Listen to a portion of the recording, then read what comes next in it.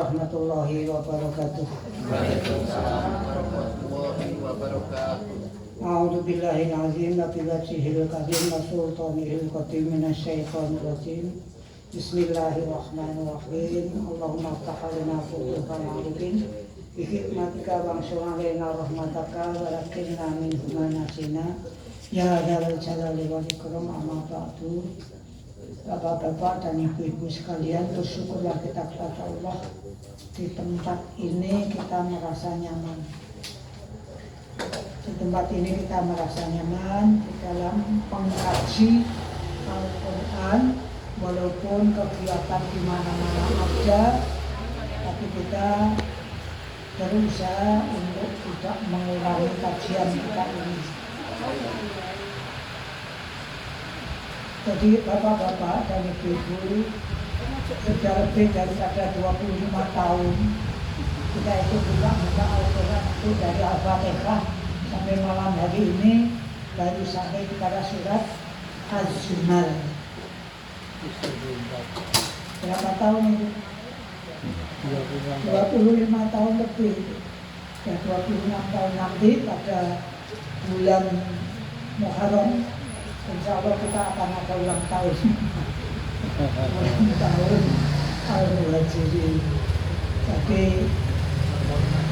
kita bersyukur kepada Allah bahwa sedikit demi sedikit akhirnya nanti kita akan menyelesaikan kajian kita ini, walaupun tiap malamnya itu hanya 2, 3 ayat, 4 ayat, tetapi kita lebih mendapatkan pengertian daripada ayat yang kita baca. Karena Al-Quran itu memang luar biasa. Kenapa dikatakan luar biasa?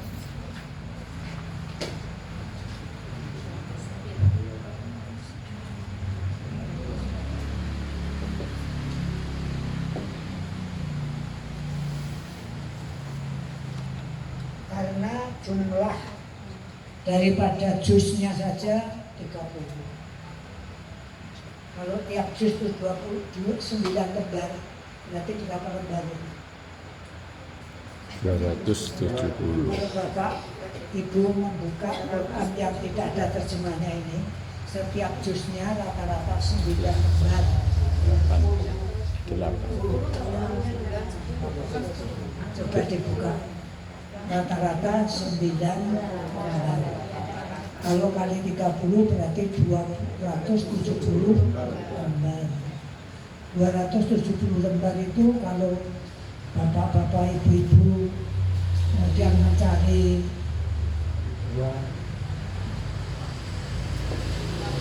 suratnya sudah ada 114 surat. 114 surat itu kan dibagi menjadi 2.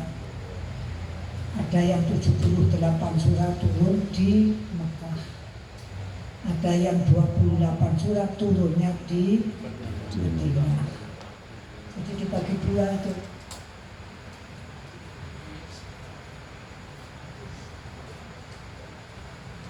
Nah, berapa?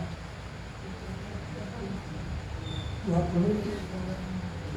Ini 7. Balik ya.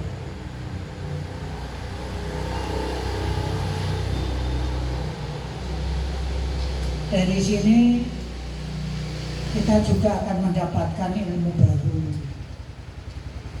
Bismillahnya. 38. Oh ini yang keliru di atasnya. 86 dan 28 surat Madaniyah. Kemudian Bismillahnya ini kita dapatkan ada berapa? 113 tambah 1 yang ada di tengah-tengah surat, yaitu surat As-Saba. Innahu min Sulaiman wa innahu bismillahirrahmanirrahim ala ta'lu alaya waktu min muslimin.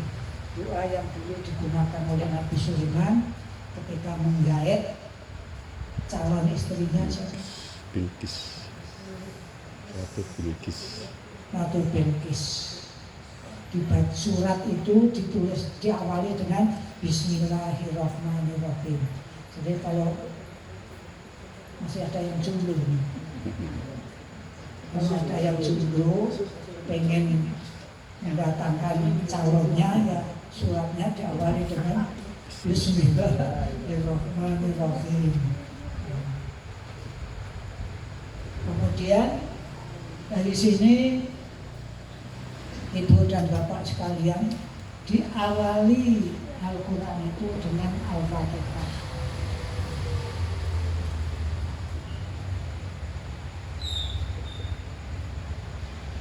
Diawali dengan Al-Fatihah yang 7 ayat itu.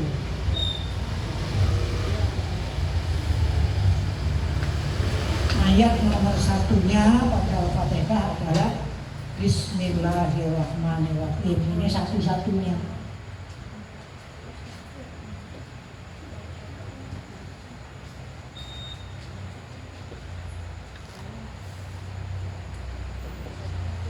Ini satu-satunya yang ditulis pada Al-Quran ini. Bismillahnya itu termasuk ayat nomor 1. Ya, kita buktikan saja. Ini ada Al-Quran As-Somad.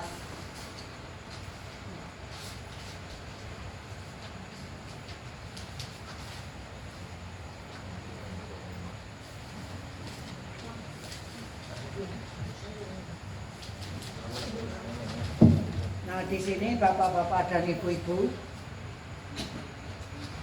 Bismillahirrahmanirrahim itu kemudian ada tanda 1, berarti ini ayat nomor 1. Tapi pada Al-Baqarah Bismillahirrahmanirrahimnya bisa ada tulisan angka 1, berarti bukan ayat nomor 1. Ini bedanya Bismillah pada Al-Fatihah dan Bismillahirrahmanirrahim pada surat-surat yang kalau dicari sampai ke belakang sana, sampai kurang lebih binas, maka kemudian kita dapatkan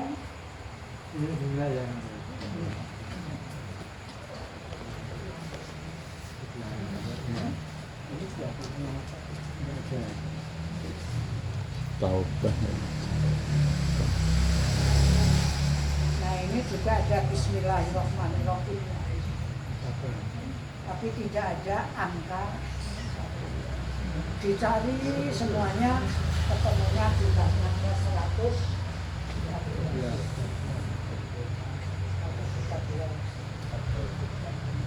Orang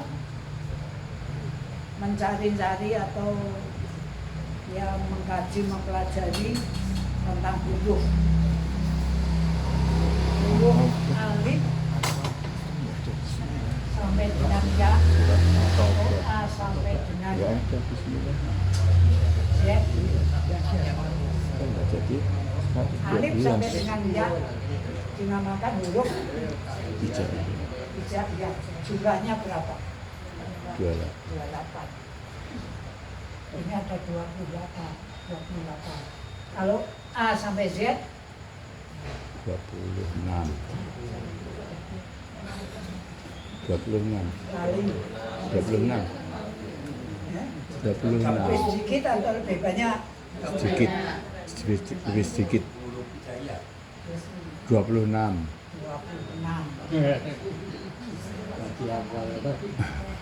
Lebih sedikit karena ada alif, ada ain.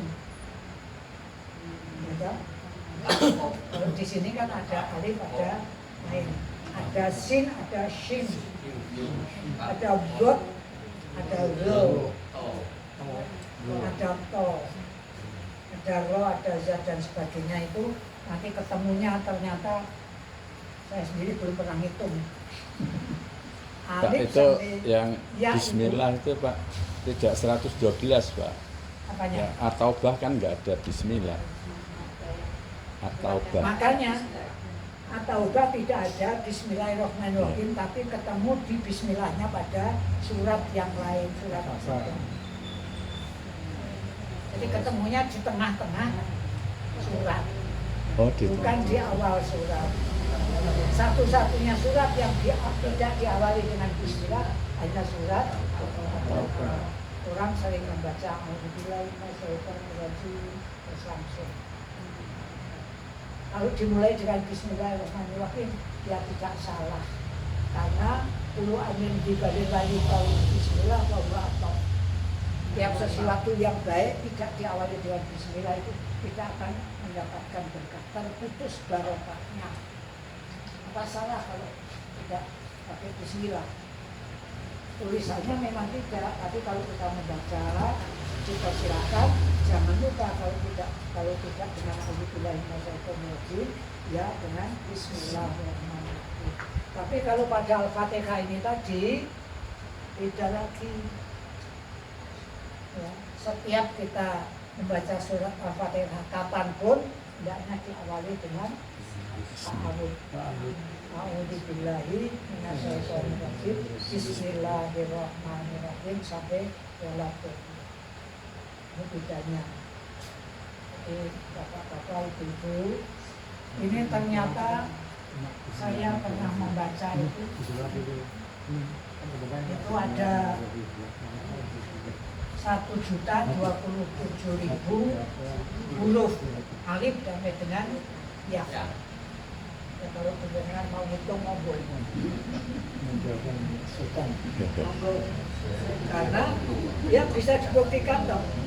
Bismillahirrahmanirrahim itu terdiri daripada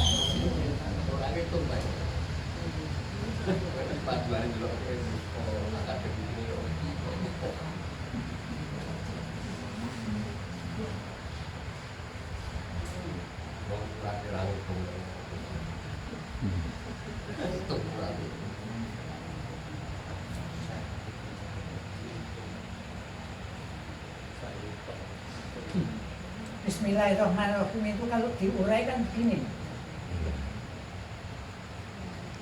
terdiri daripada ba,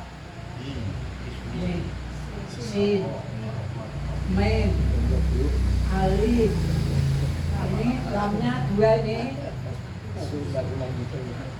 lam, ha, alif, lam, ya, ro, ha, mim, alif, rahmanirrahim, ya, nun, alif, lam, ro, ha, ya, mim. Ada berapa itu? 19.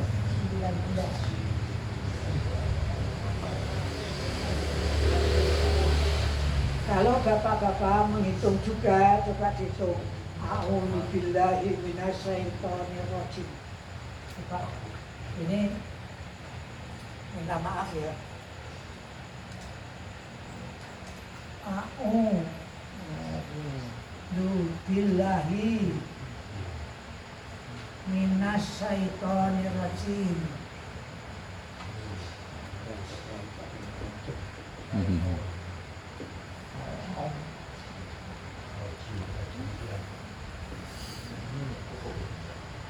Kan begini ya, benar ya?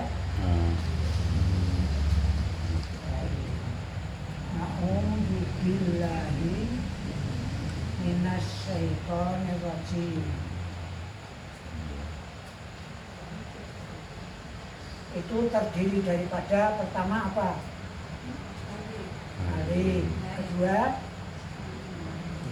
ain, ketiga wawu, keempat dal, kemudian berikutnya ba, terus alif, terus lam, terus la, terus ya, mim, nun, alif, lam, sin, ya, to, alif, nun,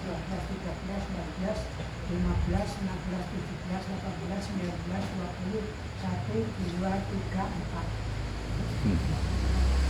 24. Nah, sekarang alhamdulillah.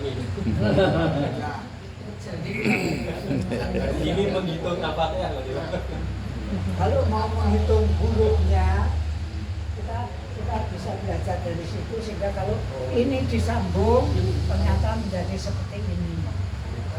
Ini disambung menjadi seperti ini. Bismillahirrahmanirrahim. Sampai nanti terakhir berapa jumlahnya carilah komputer. Carilah Google. Jadi tentang Al-Quran itu rahasianya luar biasa. Luar biasa. Mula-mula kan Al-Quran itu belum bertanda baca. Arab gundul. Di antara Bapak Ibu ada yang pernah mondok? Ada? Ada Bu? Belum? Bu Soleda? Udah pernah ya? Yang mondoknya di sini. Mondoknya di Ambuaji. Aku tahu mondok. Arabnya Arab gundul.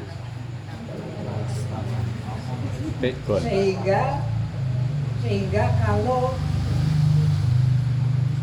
seperti ini namanya Arab gundul. Arab gundul itu belum ada titiknya, belum ada tanda tasdidnya, belum ada fathah, kasroh, domah. Itu kalau dibawa dari luar Arabia, orang tidak bisa membaca. Orang tidak bisa membaca. Oleh sebab itu, ketika Rasulullah itu masih sugeng itu artinya masih hidup. Jadi ketika beliau masih hidup itu membagi-bagi, ada sahabat yang diperintahkan untuk menghafal dari satu surat ke surat yang lain. Antara lain itu namanya sahabat Zaid bin Thabit. Tak hafalkan Al-Baqarah. Dihafalkan oleh beberapa orang. Kemudian ada yang ditulis di atas pelepah kurma.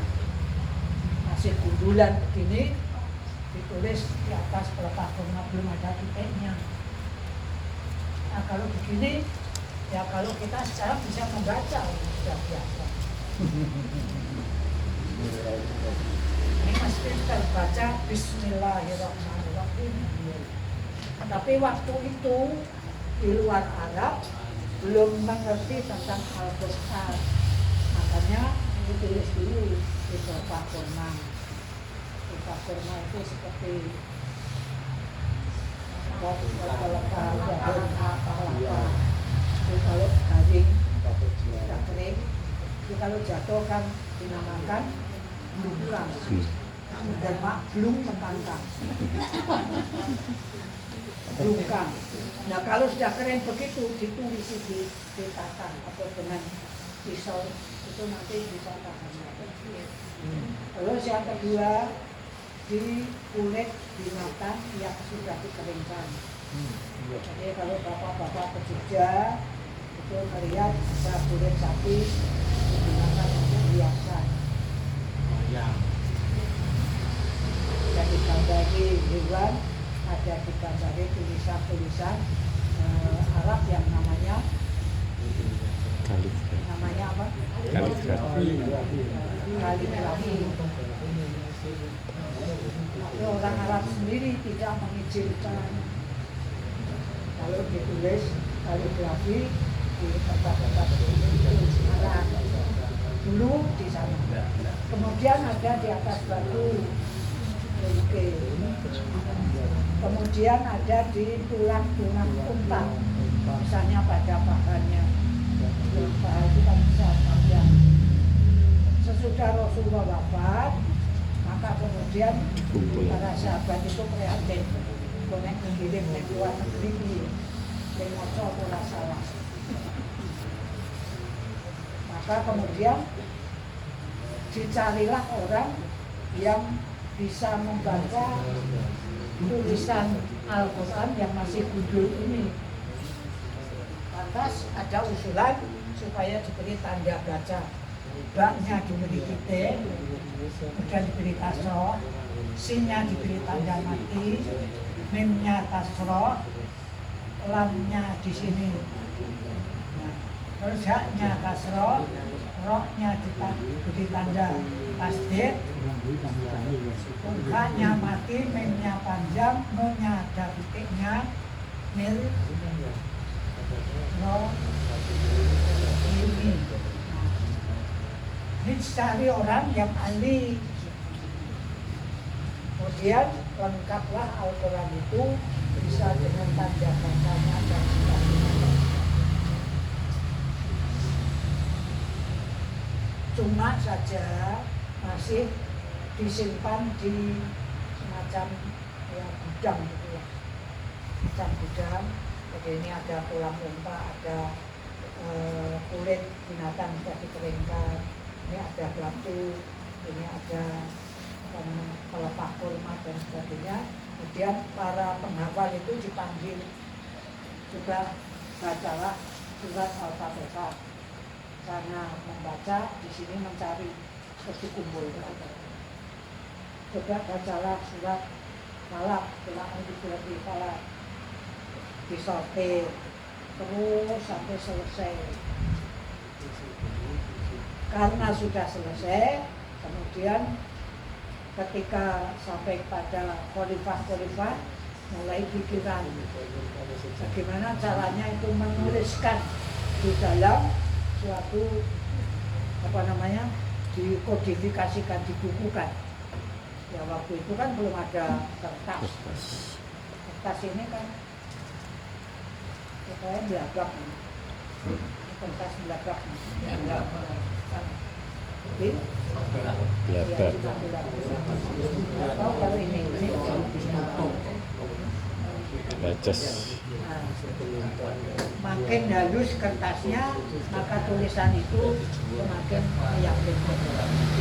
Ini mengenai lika-liku sejarahnya Al-Quran. Baru berhasil dibukukan, dikodifikasikan itu pada zaman Utsman bin Affan.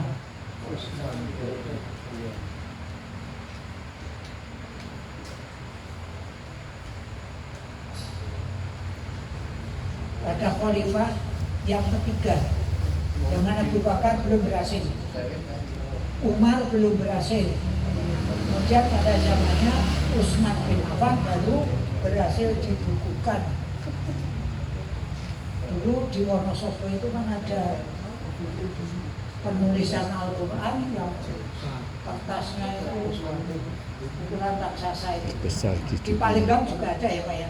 Di Palembang juga ada. Nah, ini ditulis oleh para santri dan nulisnya tidak sembarangan Pak. Tidak sembarangan. Orangnya harus betul-betul yang jujur. Biasanya penulisnya itu berpuasa, wani melek, tidak boleh diganggu dengan apapun. Jadi dan memperhatikan itu seperti pada Al-Quran yang ini, nah, di sini di atas sendiri itu ini diawali huruf K, diakhiri dengan huruf wawu. Jadi nulisnya harus mengatur jarak sedemikian rupa supaya nanti sampai akhir daripada halaman ini persis seperti apa adanya. Kan luar biasa. Kalau perlu pada surat-surat tertentu ada huruf-huruf yang dipanjangkan, contohnya ini Bismillahirrahmanirrahimnya jaraknya itu sangat jauh. Padahal di sini jalannya dekat-dekat antara huruf satu dengan huruf yang lain. Sehingga pernah kita mendengar ada seorang ulama di Mesir itu setiap kali mengkaji membaca Al-Quran itu kemudian beliau menulis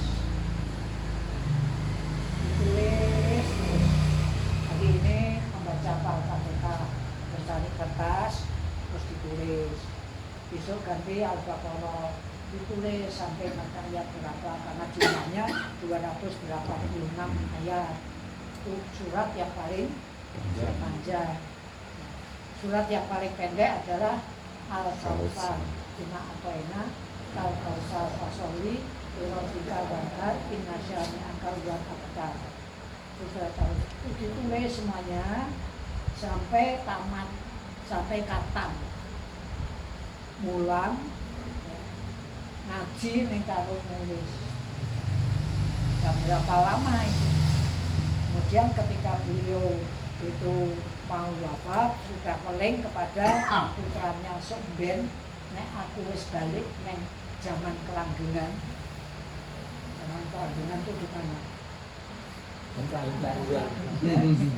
Alam gajah. Ada alam gajah.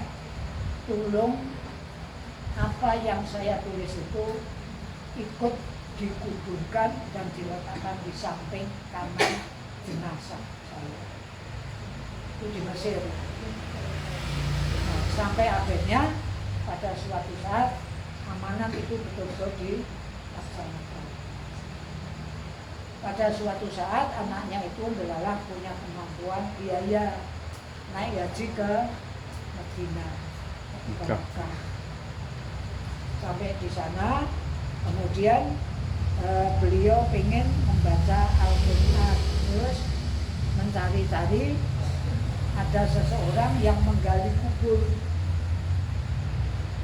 Di samping kuburan itu ternyata ada Al-Quran, tapi sudah di Medina. Di samping jenazah itu yang masih itu ada Al-Quran. Kemudian dibelilah oleh si anaknya ulama yang dari Mesir itu. Terus ditanya dari mana itu? Karena kami dulu menggali kubur, tugasnya kami dapatkan dari dalam kuburan itu. Nah, beliau anaknya ini kan kaget, kagum. Ini kan tulisan bapak saya. Bagaimana mungkin? Kok bisa-bisanya? Kok beliau dikuburkan di Mesir, kok sekarang ini berada di makam Baqi dekat masjid. Malah agak jauh. Sehingga dengan demikian maka kemudian kita bisa menjadi pelajaran dari situ bahwa orang yang hafal Al-Quran itu, para nabi juga itu diharamkan bumi ini untuk menghancurkan tubuhnya. Ini diharapkan untuk menghancurkan tubuhnya. Nah, kenapa kok itu Al-Quran di Mesir, jenazah Al-Quran kok tidak di Madinah? Siapa yang memindahkan? Inama amruhu idza arada syai'an ayaqula lahu Allah nafas. Itulah kehebatannya orang yang mengamalkan Al-Quran dengan betul-betul merah, ikhlas. Jadi bapak-bapak dan ibu-ibu sekalian, jangan dikira bahwa yang namanya syafaat itu hanya dari Nabi saja. Kalau Nabi itu harus dengan izin Allah. Mandalladzi yasma'u indahu ini, siapa yang bisa memberikan syafaat itu harus dengan izin. Tapi Al-Quran bisa memberikan syafaat secara langsung baik di alam kubur maupun di alam akhirat. Jadi kalau ibu-ibu sudah baca satu ayat, 3 ayat, kemudian mengerti artinya, dijadikan amalan kita, contohnya itu Qul huwallahu ahad. Dan sudah apa saudara? Yang belum hafal surat Ikhlas siapa? Kan kita semuanya sudah hafal. Kenapa kok Nabi itu menganjurkan sholat sunnah malam dan sholat rakaat fajri. Rakaat fajri itu apa tuh? Sholat sunnah rakaat fajri itu sholat sunnah apa? Kok itu dinamakan rakaat fajri juga. Itu supaya sedawala dolin amin, pilihlah salah satu. Yang pertama, rakaat pertama itu dengan qul ya ayyuhal kafirun. Rakaat kedua sedawala dolin dengan qul huwallahu ahad. Diulang-ulang terus. Misalnya ini ada sholat tahajud. Ibu mampu sholat tahajud berapa rakaat? Apa? Ya dibaca ya ayyuhal kafirun kan. Wallahu ahad. Kemudian nanti pada 3 rakaat witir itu dibaca dari tablet rakaat pertama, Idza jaa nasrullahi wal fath pada rakaat kedua, kemudian pada rakaat ketiga terakhir itu qul huwallahu ahad, qul a'udzu birabbil falaq, dan qul a'udzu birabbin nas. Nabi itu menjelaskan bahwa surat Al-Kafirun itu isinya itu menyangkut 1/4 Al-Quran. Sedangkan qul huwallahu ahad 1/3 isi Al-Quran. Qul huwallahu ahad itu adalah ini berisi soal tauhid rububiyah dan tauhid uluhiyah. Berarti itu Rasul menjawab, siapa yang bisa mengamalkan sebelum matahari terbit, kapan itu? Sesudah subuh. Dan sebelum matahari terbenam, sesudah asar. Masing-masing 10 kali. Masing-masing 10 kali sebagai zikir penutup atau di muka ya boleh. Itu ada jaminan nanti akan bisa mendapatkan surga Allah. Kan udah ada. Kalau waktu jam 10 kurang menit. Kalau waktu itu sampai beliau menjelaskan kecintaanmu pada surat Ikhlas akan menyebabkan masuk ke dalam surga. Alhamdulillah. Berarti kita menanamkan tauhid di dalam hidup kita masing-masing. Ada pertanyaan? Yang tadi Pak disampaikan Bapak membaca suhu 10 bisa masuk surga itu kita masuk berlaku. Kalau ulangi Pak.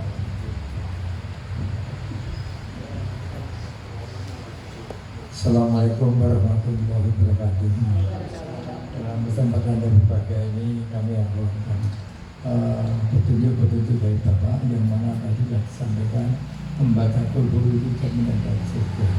Namun dalam hal ini perlu kami tanyakan, dalam hal ini kami rasakan tidak cukup hanya membaca Qul dengan catatan ketentuan-ketentuannya berlaku. Ya, terima kasih.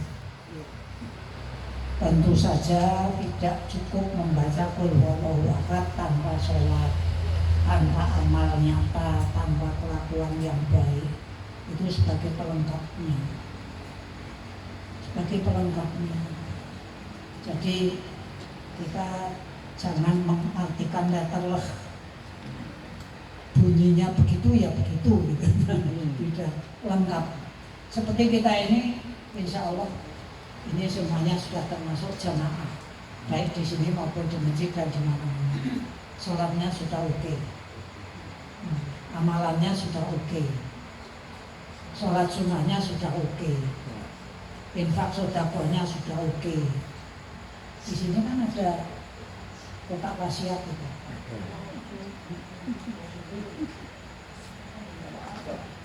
Tak wasiat. Berapa Bu? Hah?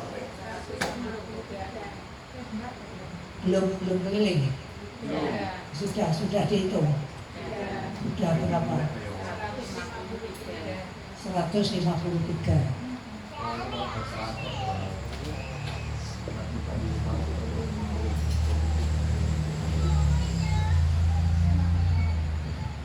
Ini kan kita latihan.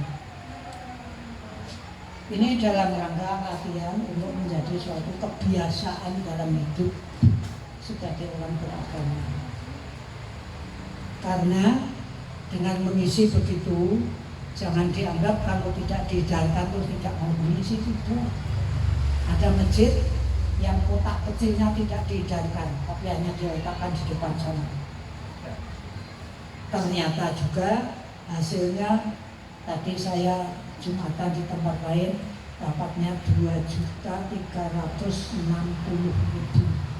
satu kali hari Jumat. Padahal tidak diedarkan kotak kecilnya itu. Nah orang rata-rata ini yang kita ini orang kotak keliling, ya kita tidak mengeluarkan kebiasaan yang tidak terpuji itu. Jadi begitu kita masuk ke masjid memang kita sudah siap. Begitu kita masuk ke majelis taklim kita memang sudah siap. Kita mau takziah sudah siap. Ya ada lah, betul. Kotak lewat itu pulang-pulang. Udah setelah sampai jauh lirik terus tekan mana bawah. Ya ini untuk potongan itu.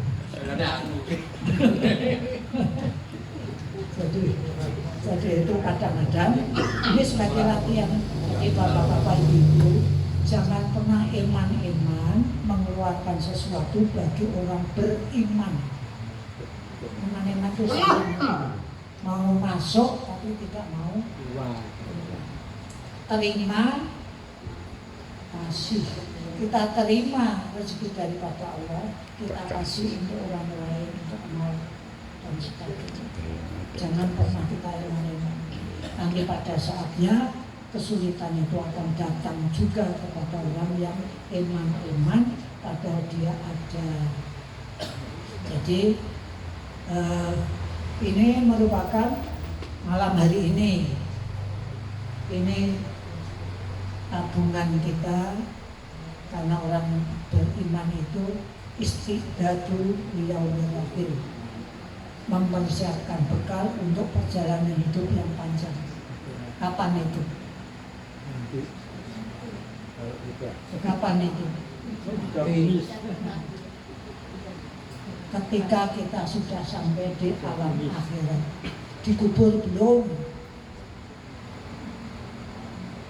Kemarin almarhumah Bu Aminah jadi panggil oleh Allah. Sekarang di mana? Di dalam kubur. Di dalam kubur. Pak Harto sekarang di mana? Pak Harto presiden ini. Di alam kubur. Bung Karno di mana? Rasulullah sekarang di mana? Nabi Adam sekarang di mana? Nunggu datangnya hari kiamat baru Nabi dibangkitkan. Orang yang ada di dalam kubur tidak bisa diajak komunikasi oleh orang yang masih hidup. Tidak bisa. Jadi kita ini jangan mencoba-coba ngapusi wong liya seolah-olah bisa berbicara dengan almarhum atau almarhumah yang ada di dalam. Kita diperintahkan hanya untuk mendoakan Allahumma firlahu warhamhu bahwa semua atau yujana tanah roja aziz ini hanya mendoakan saja. Jadi bapak-bapak ini sebagai latihan. Ya, ada pertanyaan tadi dari Pak Balap, hubungannya ada Tidak cukup dengan qul huwallahu ahad saja. Ininya pernah mengisi atau belum? Oh sudah, ketika kita punya. Kalau belum punya, kita punya janji.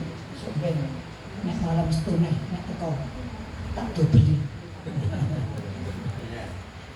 Itu dalam hati kita, tapi jangan disampaikan pada kawannya. Kalau disampaikan pada kawannya, berarti kita itu ada maksud-maksud udang di balik batu. Jadi itu, dan bapak-bapak sekalian, mudah-mudahan selintas tentang sejarah Al-Quran itu bisa kita pahami, dan akhirnya kita itu memang betul-betul sangat mencintai Al-Quran kita ini. Itu masih ada setengah jam, mari kita baca bersama-sama mulai dari ayat nomor 45.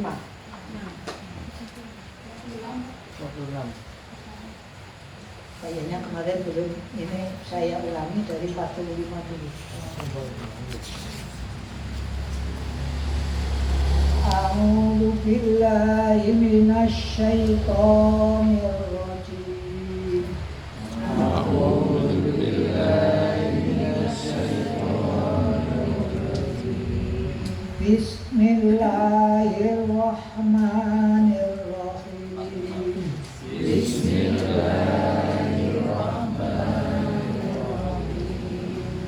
Wa idza dzukirallahu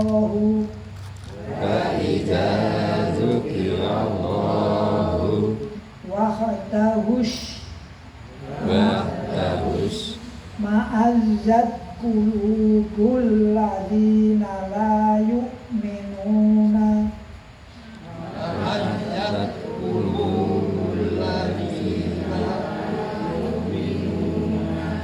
bil akhirah wa idza dzukiral ladzina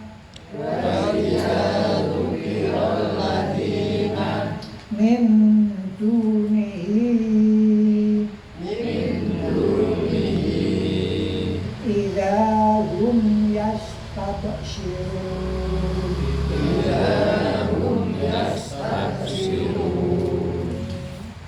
Qulillahumma fatiras samawati wal ardi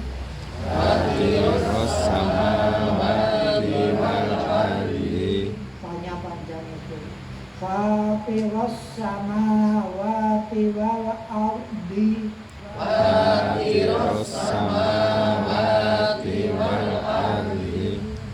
alimal ghaibi wasyahadati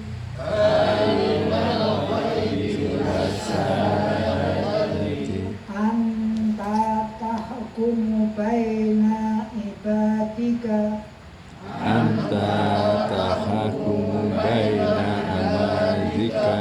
fima kamu fihi yakhtalifun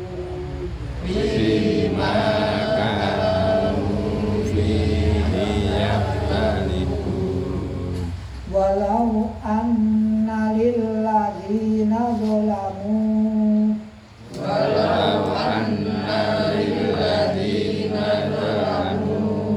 ma fil ardi jami'an wa mislahu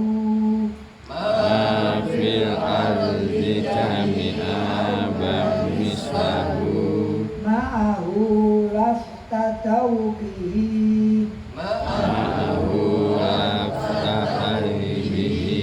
min su'il adabi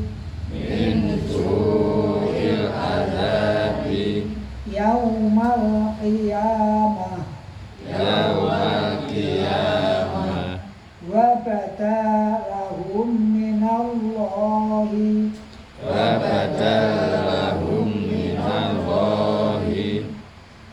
malam yakunu yahtasibun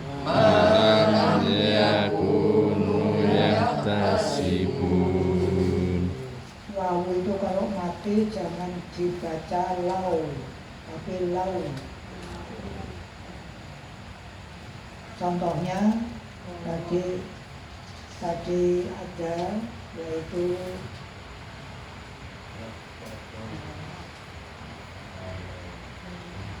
walau jangan walau anna lil ladzina zalamu,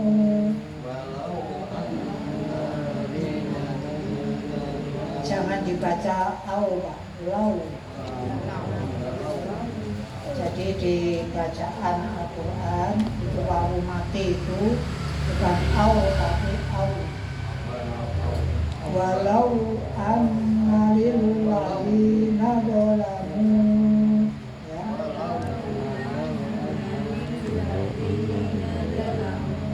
Ma fil ardi jami'an wa mislahu ma'awil laftadaw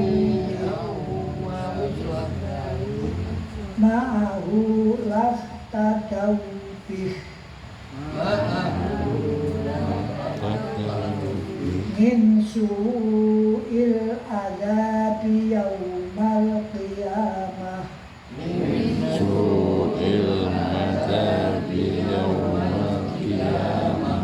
Masih ada yang yaum, jadi rokokan yang yaum. Min su'il adabi yaumal qiyamah. Min su'il adabil yawmal Wa badalahum minallahi malam yakunu yahtasibun.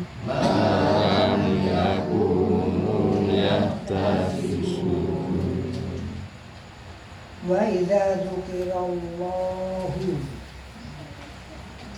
wawu di sini itu merupakan wawu penyambung, wawu athof.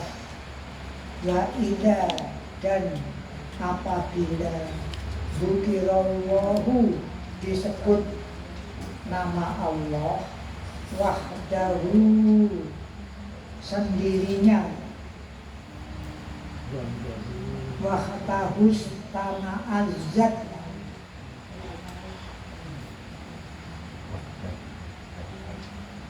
wahdahu itu sendiri,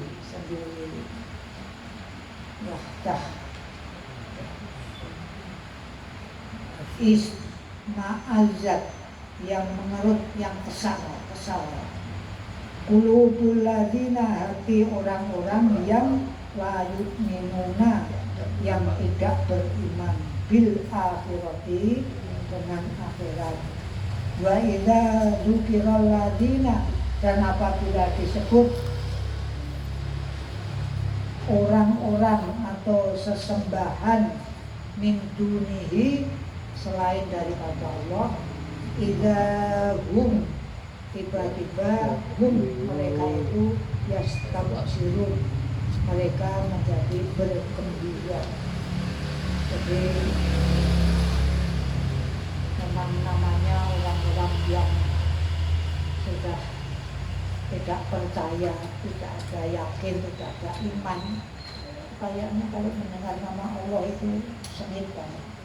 La ilaha illallah, sering dengar itu. Mau bunyi Masya Allah ya sulit. Masya Allah. Berat.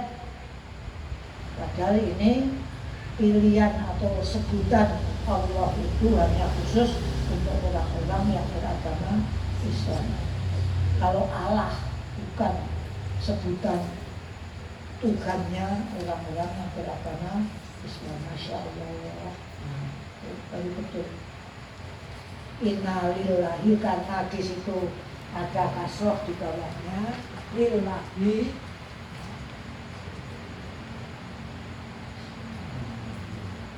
Kalau ini ada kasroh, maka di sini lillahi, bukan lillahu. Bismillahi. Inna lillahi. wa inna ilaihi raji'un. Jadi demikian juga kalau ada alif lam assalamu itu tidak boleh assalamun.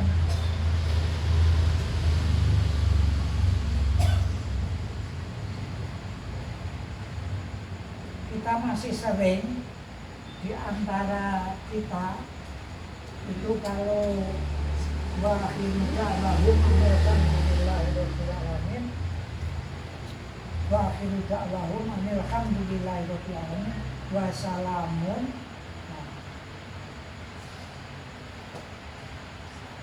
ala mursalin.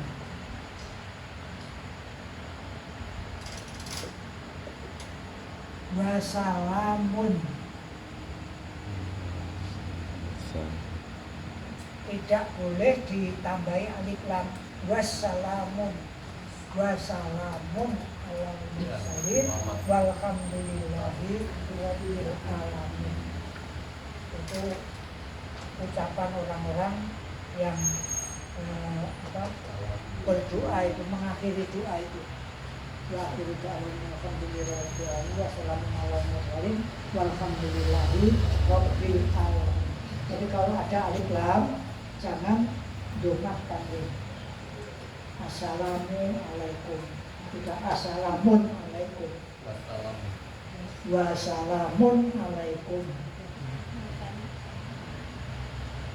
Jadi ada bedanya karena adanya alif lam itu menghilangkan apa-apa yang tadinya domah tanwin. Terusnya kita sampai kepada ayat 46. Qul lillahumma, katakanlah hai Muhammad, Allahumma wahai Allah fatiras samawati wal ardi, pencipta langit dan bumi, alimal ghaibi wa syahadati, yang mengetahui hal-hal yang tersembunyi, yang ghaib, wa syahadati, dan yang nyata. Anta tahkumu, engkaulah ya Allah, tahkumu, yang memutuskan baina ibadika, di antara hamba-hambanya, fima kanu fi yakhtalifun, dalam atau tentang apa-apa yang mereka perdebatkan, perselisihkan.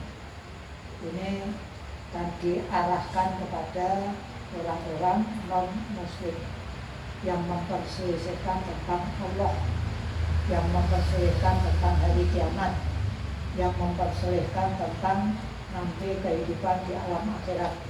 Ada paham yang dinamakan paham linear. Jadi kalau dunianya ini bahagia, kaya, nanti di sana juga bahagia. Jadi seolah-olah siapa yang menanam suka teki, nanti panennya ya suka. Jadi beragama tidak ada. Menanam jelek, ya hasilnya jelek. Tapi harus disertai, kalau pengen ke surga, ya kita harus menanam ketika hidup ini. Dunia mazru'atul akhirat. Hidup ini di dunia tempat menanam yang nanti panennya di akhirat. Jadi ibu dan bapak ngaji, ini menanam. Siapa yang membaca Al-Quran, ini Sayyidina Ali radhiyallahu anhu, siapa yang membaca Al-Quran, Ali bin Abi Thalib itu anak angkatnya Nabi, sekaligus jadi menantunya, sehingga diberikan julukan Bulwat ini, yang punya dua wajah, yang menantu dan yang anak angkat. Tapi kalau anak angkatnya perempuan, gimana? Saya tidak punya anak angkat, terus saya mengambil anak angkat perempuan. Terus ketika dewasa saya nikahi ibunya. Tidak boleh.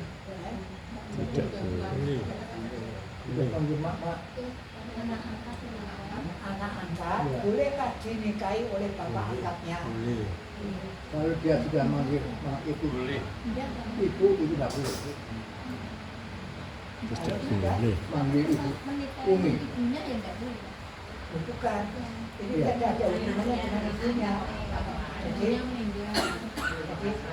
ini misalnya saja mengambil anak dari panti asuhan. Dia umurnya sudah 15 tahun. Kemudian setelah 23 tahun dinikahi oleh bapak angkatnya. Boleh nggak? Tidak boleh. Tidak. Tidak boleh. Boleh nggak? Tidak. Boleh nggak Pak? Tidak. Karena sudah manggil umi. Bukan memanggil umi. Si anak angkat tadi sudah memanggil ibu. Dia manggil ibu dan manggil bapak. Dia karena bapak orang tua angkat. Tapi dalam hukum perkawinan boleh apa tidak dinikahi oleh bapak angkatnya. Boleh. Ya nggak boleh anak tiri, Pak. Kalau anak tiri malah. Nah, itu yang tidak boleh anak tiri karena si bapak itu sudah menikahi ibunya.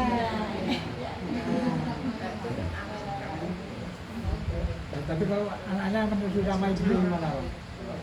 Kalau masih kecil, Ya, menyusui sama ibu itu gimana? boleh ya kalau masih kecil diambil anak angkat ketika masih umur setahun atau setengah tahun.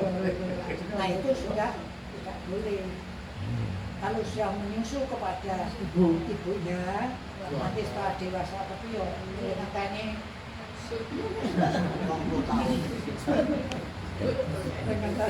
anak-anak timun kok Jawa mengatakan. Nah itu tidak boleh kalau sudah menyusu. Kalau begini, ya, ini bapak ibu,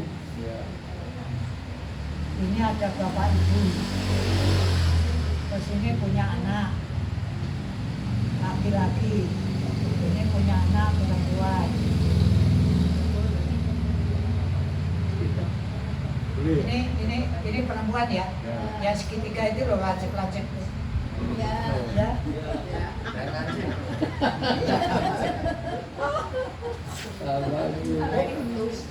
Jangan ditafsirkan.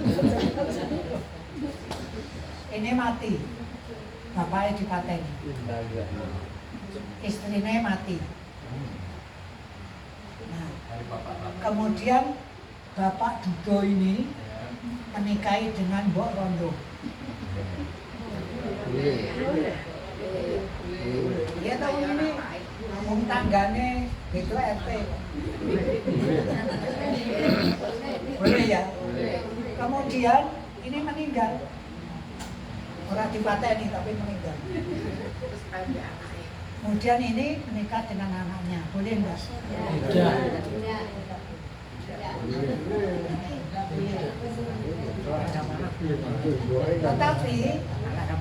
Tetapi sekarang ini diurip kene.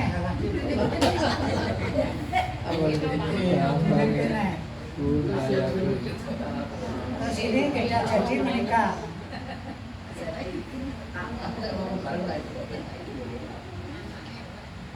Terus anaknya ini menikahi anaknya itu.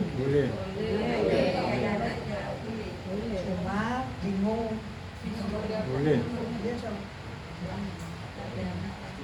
Ini memanggilnya ibu, ini memanggilnya sana ya bapak.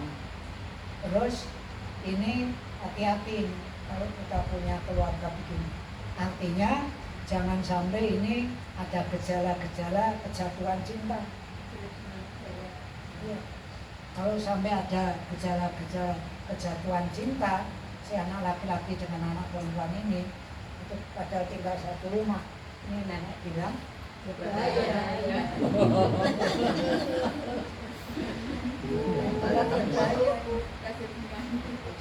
jadi harusnya diatur sedemikian rupa supaya tidak tinggal satu rumah.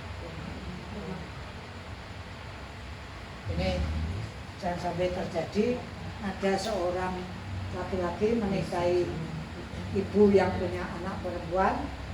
Ya, ini tadi. Kemudian ibunya meninggal, terus anaknya perempuan juga dinikahi, ini tidak Tidak boleh.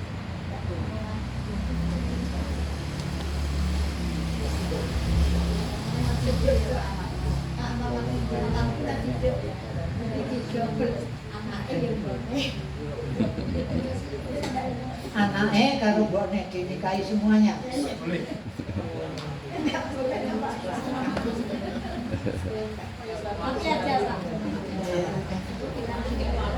Ya,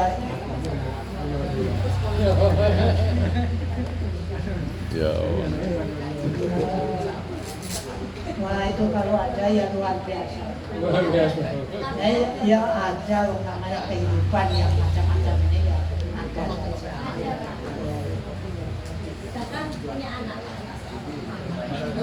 Ya mudah-mudahan itu jadi pelajaran bagi kita.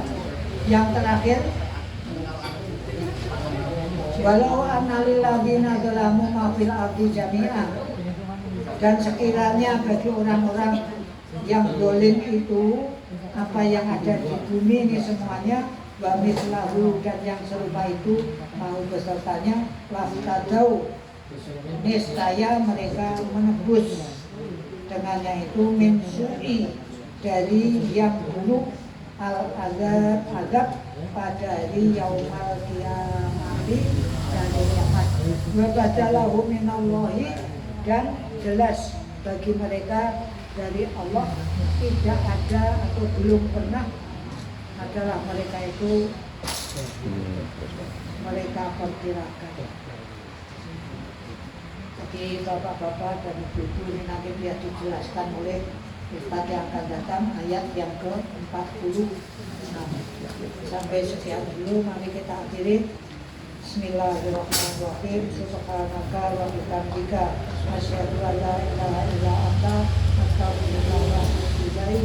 Wassalamualaikum warahmatullahi wabarakatuh.